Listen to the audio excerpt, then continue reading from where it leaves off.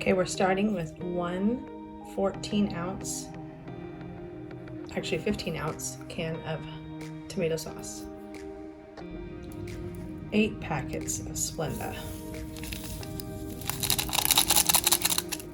½ teaspoon of smoked paprika, 1 teaspoon of Chipotle chili powder, 1 teaspoon of onion powder, 1 teaspoon garlic powder, ½ teaspoon red pepper flakes,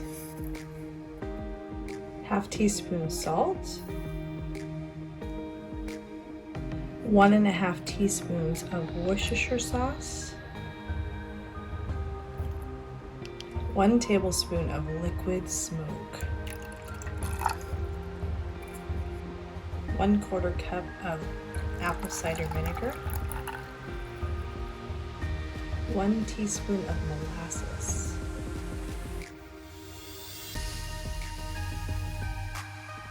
mix all this up really good.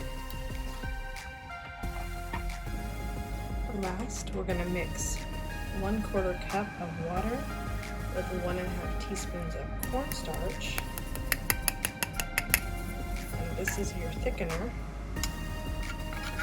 Mix this up real good.